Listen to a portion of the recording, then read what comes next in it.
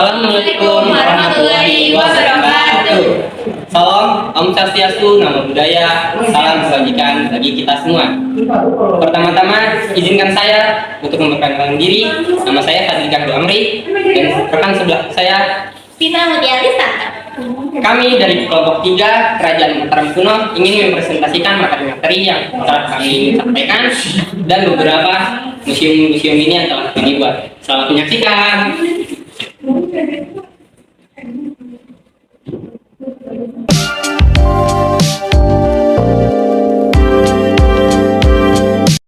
Oke, pertama-tama sejarah berdirinya Mataram kuno. Kerajaan Mataram kuno juga dikenal sebagai Kerajaan Medang. Adalah sebuah kerajaan Hindu-Buddha yang didirikan di Jawa Tengah pada abad ke-8 Masehi, tepatnya pada tahun 732 Masehi oleh Raja Sanjaya. Prasasti Canggal menjadi bukti sejarah yang menunjukkan keberadaan kerajaan ini. Wilayah kerajaan ini meliputi daerah Jawa Barat bagian timur, Jawa Tengah, dan Yogyakarta. Daerah yang dimaksud masih belum jelas, kemungkinan berpusat di daerah Kedu sampai sekitar Prambanan. Kisahnya bermula dari kerajaan di Jawa Barat yang bernama Galuh. Rajanya bernama Sana. Suatu ketika diserang oleh keluarganya dan raja meninggal dalam peristiwa tersebut. Namun, saudara perempuan yaitu Sanata bersama keluarganya berhasil melarikan diri ke lereng Gunung Merapi. Anak Sanaha yaitu Sanjaya mendirikan Mataram kuno pada abad 732 Masehi. Selanjutnya ada silsilah kerajaan yaitu ada Rakai Mataram Sanjaya, Rakai Panangkaran, Rakai Panaraban, Rakai Warak Diah Manara, Diah Gula, Rakai Garung, Rakai Pikatan Diah Saladu, Rakai Kayuwangi Diah Lokapala, Diah Tangwas, Rakai Panumbangan Diah Dewendra, Rakai Guruwangi Diah Badra, Rakai Wungkahu Malang Diah Jebang, Sri Maharaja Rakai Watukura, Diah Balitung, Daksa, Tulodang, Wawa. Selanjutnya ada sumber sejarah, Prasasti Canggal, Prasasti Kalasan, Prasasti Karangtengah, Prasasti Argopuro, Prasasti Kedu, Prasasti Mantiasi, Prasasti Wanua Tengah 3, Prasasti Ligor, Prasasti Ratu Bako, Prasasti Kelurak dan Cerita Parahyangan, yaitu tentang sejarah berdirinya Mataram.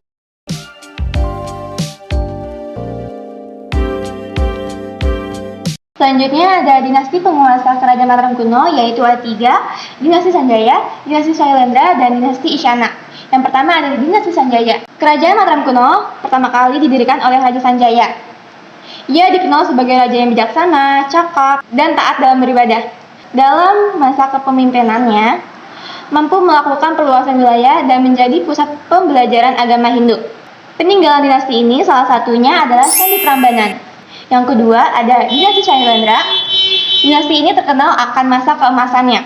Dinasti ini terdiri dari 4 raja yang menjalankan masa pemerintahan selama turun-temurun pada 752 sampai 856 Masehi. Salah satu peninggalan kerajaan ini yaitu Candi Borobudur. Dan yang ketiga yaitu dinasti Isyana.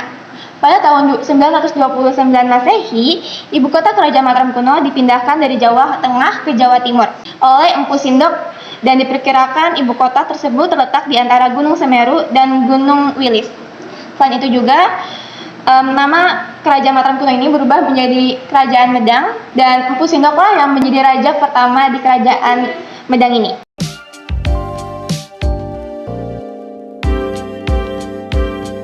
Selanjutnya, kehidupan politik dan pemerintahan Mataram kuno dapat dilihat dari kekuasaan raja-rajanya. Kalau berpusat di Jawa Tengah dengan 2 dinasti yaitu dinasti Sanjaya dan dinasti Shailendra, sedangkan di Jawa Timur dipimpin oleh dinasti Isyana.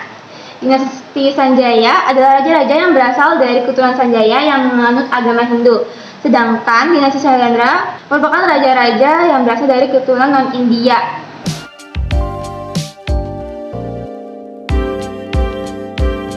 Kemudian, kehidupan sosial budaya, kehidupan religius masyarakat sangat dinamis. Sifat gotong royong sangat ditonjolkan. Hal ini dibuktikan dengan dibangunnya candi-candi. Toleransi beragama juga dijunjung tinggi. Hal ini terbukti dengan adanya perkawinan antara Raja Rakai Pikatan yang Hindus dan Pramodawardhani yang seorang Buddhis.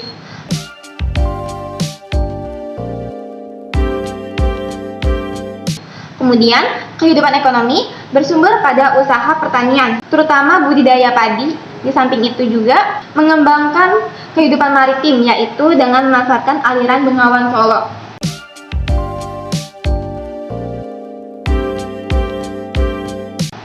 Selanjutnya ada masa kejayaan. Pada abad ke-8 menjadi saksi bisu kejayaan Mataram kuno, tepatnya di bawah pimpinan dinasti Syailendra pada saat pemerintahan Sri Daruma Tunggat.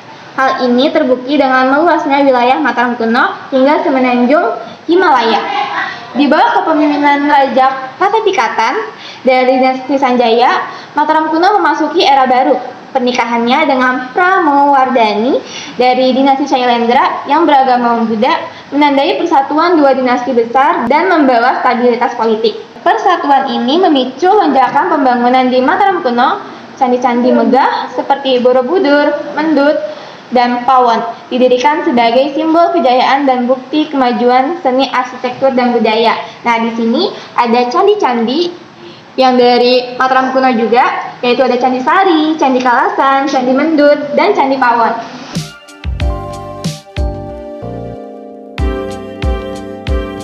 Selanjutnya, masa keruntuhan Mataram kuno. Peristiwa kehancuran kerajaan Mataram kuno disebabkan karena adanya perselisihan yang berkelanjutan antara Jawa dan Sumatera.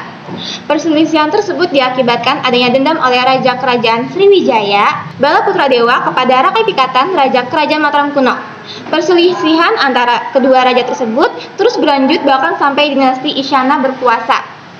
Keruntuhan kerajaan ini ditandai dengan meninggalnya Raja Dharma Wangsa yang merupakan cicit dari Empu Sinduk. Kala itu, ia tengah lengah karena merayakan pernikahan putrinya. Sementara istana diserang oleh Aji Wurawuri yang diperkirakan merupakan bagian dari sekutu kerajaan Sriwijaya.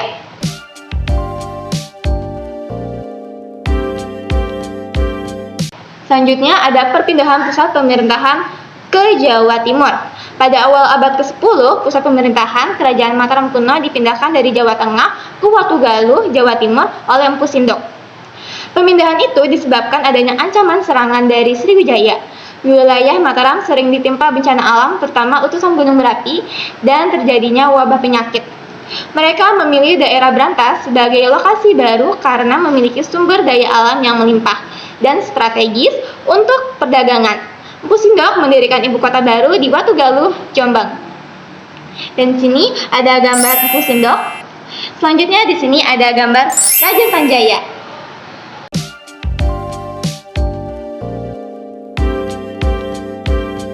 Candi Borobudur. Candi Borobudur merupakan peninggalan dinasti Syailendra. Candi ini didirikan oleh penganut agama Buddha Mahayana. Bangunan ini dibentuk sekitar abad ke-8. Tujuannya yaitu untuk memuliakan raja-raja Syailendra pada tahun 770 hingga 850 Masehi yang telah bersatu kembali dengan dewa yang menjadi asal dia. Candi ini terletak di Desa Borobudur, Kabupaten Magelang, Jawa Tengah. Candi Borobudur juga termasuk ke dalam daftar 7 keajaiban dunia. Candi Borobudur dipengaruhi oleh seni bangunan Indonesia, yaitu punden berundang, dan berfungsi sebagai tempat pemujaan terhadap prok-prok nenek moyang, penganut animisme dan dinamisme. Di era megalitikum, punden berundak selalu bertingkat 3 dengan makna masing-masing, melambangkan kehidupan dunia, dan tingkat ketiga melambangkan kehidupan setelah meninggal. Baik, selanjutnya Candi Prambanan. Candi Prambanan adalah candi bercorak Hindu yang dibangun pada abad ke-9 Masehi. Lebih tepatnya, Candi Prambanan terletak di perbatasan Jawa Tengah dan Yogyakarta. Candi ini didirikan oleh Raja Rakai Pikatan. Candi Prambanan sendiri dibangun untuk dipersembahkan pada Trimurti, 3 dewa utama Hindu, yaitu pertama Brahma sebagai dewa pencipta, yang kedua Wisnu sebagai dewa pemelihara, dan yang ketiga Dewa Siwa sebagai dewa pemusnah. Candi Prambanan dari segi arsitektur, bangunan ini memiliki bentuk tinggi dan ramping sesuai dengan arsitektur Hindu pada umumnya. Candi Siwa sebagai candi utama dan memiliki ketinggian mencapai 47 meter menjulang di tengah candi-candi yang lebih kecil. Sejarah Candi Prambanan juga dikenal sebagai Candi Roro Jonggrang yang kerap dihubungkan dengan cerita rakyat setempat yang berkembang sampai sekarang.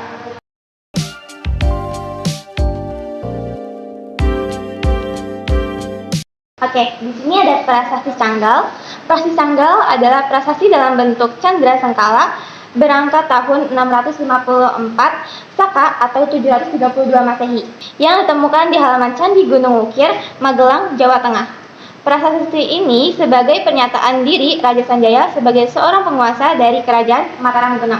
Prasasti ini menceritakan tentang pendirian lingga atau lambang siwa di desa Kunjara Kunja oleh Sanjaya. Prasasti ini memiliki ukuran tinggi 165 cm, lebar 81,5 cm, dan tebal 24,5 cm.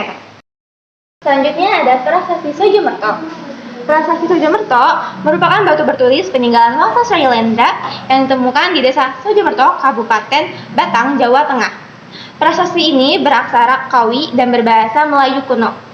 Meskipun prasasti ini tidak menyebutkan angka tahun berdasarkan taksiran analisis paleografi, prasasti ini diperkirakan berasal dari awal abad ke-9. Prasasti ini bersifat keagamaan Siwais atau Hindu. Isi prasasti ini memuat keluarga dari tokoh utamanya yaitu Dapunta Syailendra, yaitu ayahnya bernama Santanu, ibunya bernama Badrawati, sedangkan istrinya bernama Santula. Bahan prasasti ini adalah batu andesit dengan panjang 45 cm, tebal 30 cm, dan tinggi 80 cm.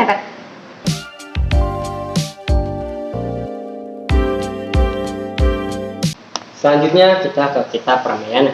Kitab Ramayana berasal dari India dan dikarang oleh Walkimi. Kitab ini kemudian ditulis dengan bahasa Jawa kuno pada masa pemerintahan Dyah Bantu, yaitu sekitar tahun 807 Masehi.